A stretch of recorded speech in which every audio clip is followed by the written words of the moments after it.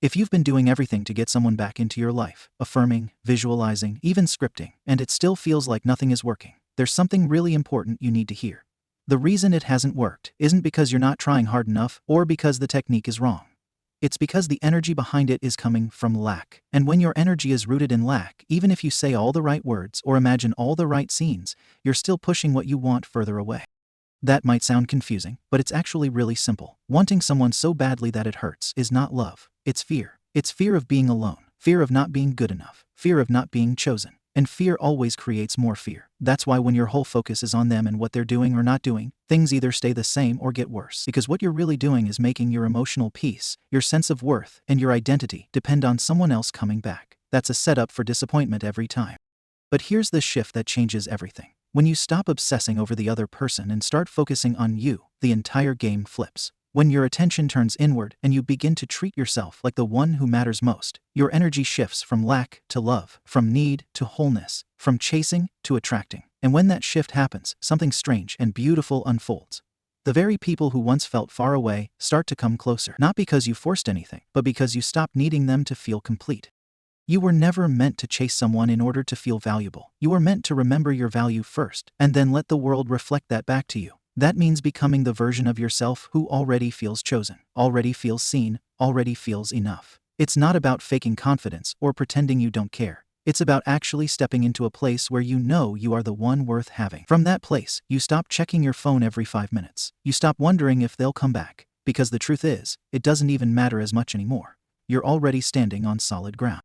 And that's exactly when everything starts to change. Not because you chased harder, but because you finally became someone who no longer needs to chase. That's the version of you who becomes magnetic. That's the version of you they return to. Not because you begged them to, but because you stopped needing them to return in the first place. There's something that keeps most people stuck when they're trying to manifest a person back, and it's this constant need to check the outside world for signs. They keep looking at the person's behavior, checking if they watched a story, if they replied, if they liked a post, if they showed any hint that something is working. It becomes this never-ending cycle of reacting to the outside and then letting those reactions determine how they feel inside. And what they don't realize is, the outside world isn't the cause of what's going on. It's the effect. It's just a mirror, a reflection of what's happening inside of you. Imagine standing in front of an actual mirror. You wouldn't try to change the reflection by wiping the glass or talking to it. You'd fix your hair or straighten your shirt or adjust your face, and the mirror would follow. That's exactly how manifestation works. The moment you stop trying to get the reflection to change and start changing how you show up within, the outer world starts to shift without effort. The problem is, most people are obsessed with fixing the reflection, but they haven't even looked at themselves. If you see someone pulling away or not giving you the love you want, it's not a message that something is wrong with them. It's a message that something inside of you still believes you're not fully loved, seen, or valued. That doesn't mean you're broken. It just means the story you're telling yourself is still stuck in the old version of you. And if you want a different reality, you need to start telling a different story. You need to stop saying, "Why aren't they loving me?" and start asking, "Where have I not loved myself fully yet?" Because when your identity becomes someone who is already loved, already chosen, already secure, you stop reacting to every little movement on the outside. You become calm. You stop the urge to stalk their page or overthink every word. You start showing up for yourself in a way that makes you magnetic, powerful, peaceful, and the mirror starts reflecting that. Not because you're trying to force it, but because it can't help it. The outside always follows the inside. So if the person you want seems distant, the answer isn't to chase harder or affirm faster. It's to come home to yourself, to stop watching them and start watching you. When you shift, they shift. When you become more loving toward yourself, the love you want starts to show up. Not always right away, but always in alignment. The outside world was never the problem. It was just showing you the version of you that needed to remember how powerful and worthy you already are. If you take a moment and really think about the person you want so badly, what exactly is it that you think they're going to give you? Maybe it's a feeling of being wanted, or seen, or loved, or important. Maybe when they were in your life you felt alive, confident, or like you mattered. And now that they're not around, it feels like all of those feelings left with them. But here's the truth. They didn't give you those feelings. You gave yourself permission to feel them in their presence. That version of you, the confident, happy, secure version, was always inside of you. They just triggered it. But it was always yours. And if it was yours once, it can be yours again, without needing anyone else to be the source. This is where everything starts to flip. When you stop focusing on how to get someone back and start focusing on how to become the version of you who doesn't need to get anything back in order to feel whole, you change your identity. You stop being the version of you who is missing something, and you start becoming the version who already has it. And this shift is not just emotional, it's magnetic. Because the version of you who feels full, complete, loved, secure, that version naturally attracts people, opportunities, and experiences that match that same energy. And it's not about faking it. You don't have to pretend you don't care. You just have to start living as if you already are the version of you who is chosen, supported, and deeply loved. You start asking yourself different questions. Instead of asking, why haven't they come back yet? You ask, how would I feel right now if I truly believed I was already everything I want to be? That question changes your posture, your choices, your mood, your tone, and soon, your reality follows. When you start showing up as the version of you who already has the love, you stop chasing it. And ironically, when you stop chasing it, that's when it starts chasing you. Not because you manipulated anything, but because you stopped needing to. You became it. And that energy is what pulls everything toward you. So instead of obsessing over how to get back what you lost, decide to become the version of you who would never lose it to begin with. That version lives in you. You just haven't fully stepped into it yet. And once you do, something really powerful happens. You stop waiting. You stop hoping. You start knowing. And from that knowing, your world starts to reflect what you've finally claimed within. The love, the attention, the presence. It doesn't need to be chased anymore, because it's showing up in response to who you've become. Not because you demanded it, but because you finally believed you were worthy of it, with or without anyone else.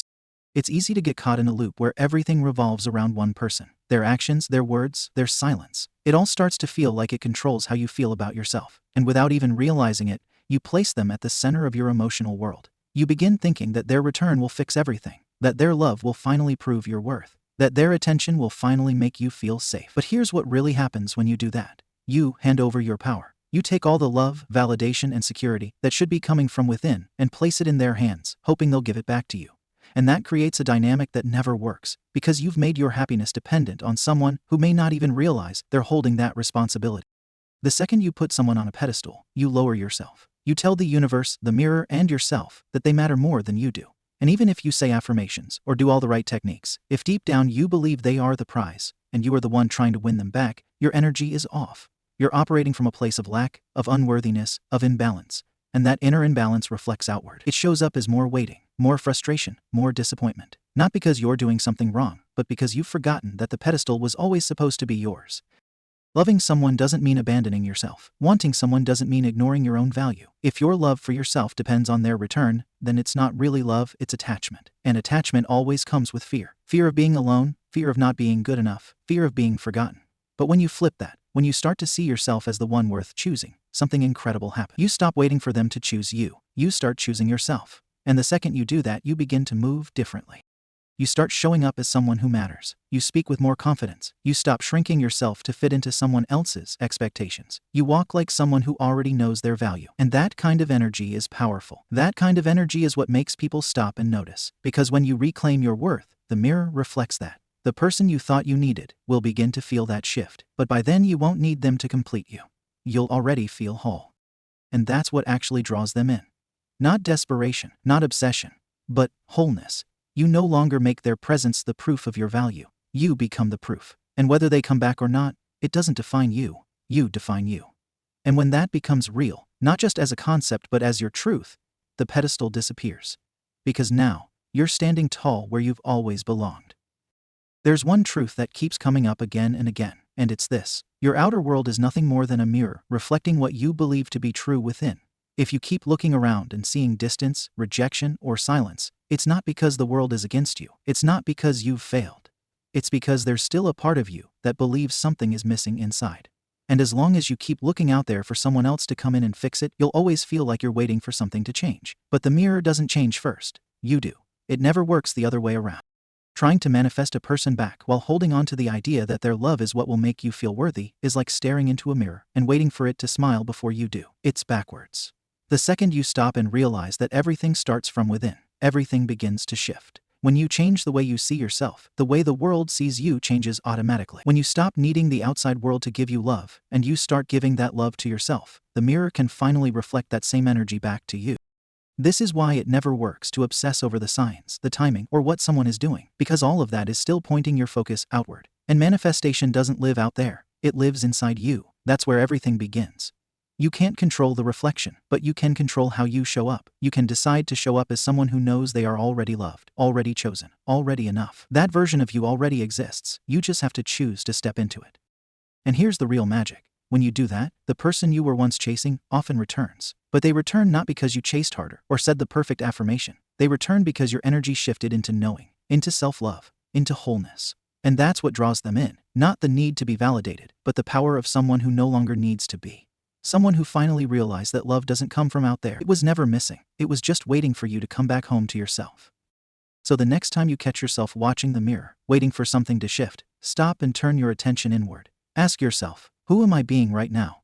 Am I being the version of me who already has it? Because when you become that version, not in theory, but in how you feel, how you speak, how you walk, everything around you begins to respond differently. The mirror changes the moment you do. And that's not just a technique. That's the truth. You never had to manifest them. You only had to remember who you are.